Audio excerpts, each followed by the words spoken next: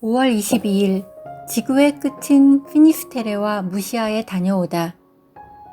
남편은 어제 산티아고에 일찍 도착해서 그런지 아니면 그동안 더 건강해진 건지 아침에 거뜬히 일어났다.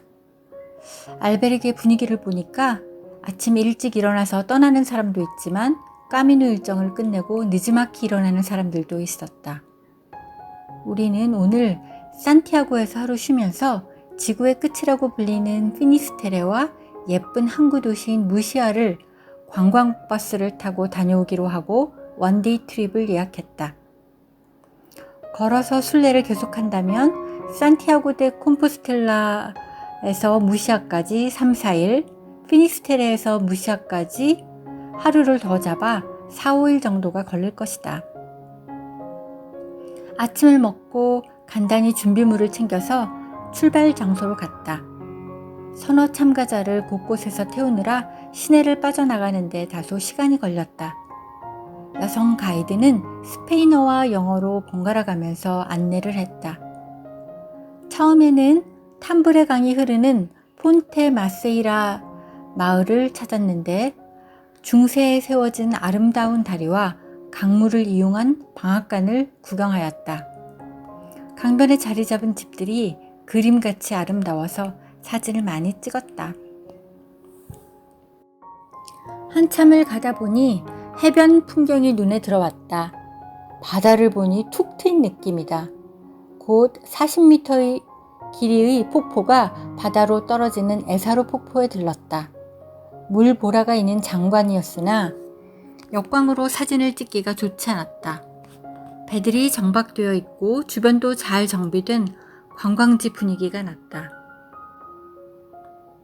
이어 도착한 피니스테레는 산티아고 데 콤포스텔라에서 98km 떨어져 있는 대서양에 면한 곳으로 피니스테레라는 이름은 땅의 끝이라는 라틴어에서 유래되었다.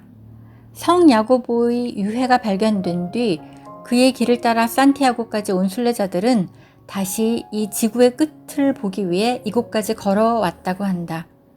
수평선이 뚜렷하지는 않았으나 툭 트인 바다를 높은 곳에서 보는 느낌이 후련하였다.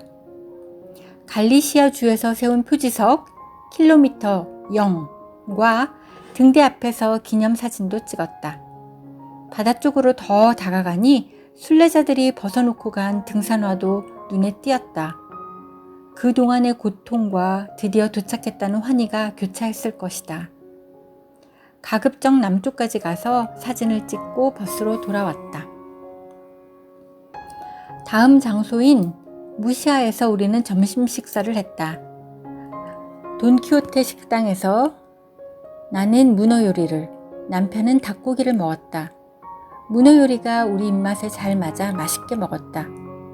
무시아는 산티아고 데 콤포스텔라에서 약 87km, 피스테라에서는 약 31km 떨어진 곳에 있는 작고 아름다운 항구 도시다.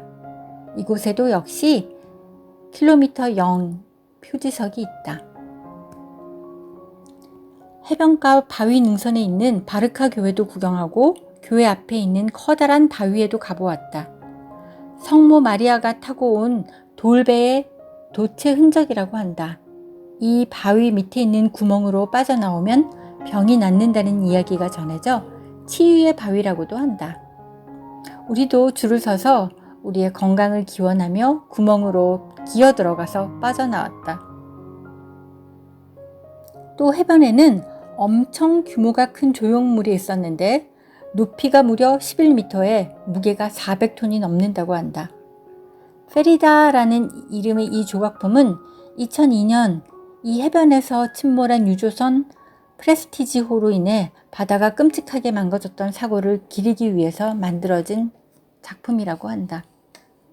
바위가 많은 동산에 오르니 사방 바다가 손에 잡힐 듯하고 마을 전경도 아름답다. 이번 순례 기간에는 우리 둘이 찍은 사진이 거의 없어서 함께 버스를 타고 온 관광객에게 사진을 찍어달라고 부탁했다. 무시아 항구를 바라보는 우리 둘의 뒷모습이었는데 함께 맨 배낭의 노란 화살표가 눈에 확 들어왔다. 순례 기간 동안 우리를 안내했던 바로 그 노란 화살표다. 돌아오는 버스에서는 나는 줄곧 잠을 잤고 남편도 잠이 든 것 같았다. 오랜 기침에서 다소 회복이 된 듯해서 기분이 좋았다. 내일은 생장으로 돌아가기 위해 팜플로나로 기차를 타고 가는 날이다.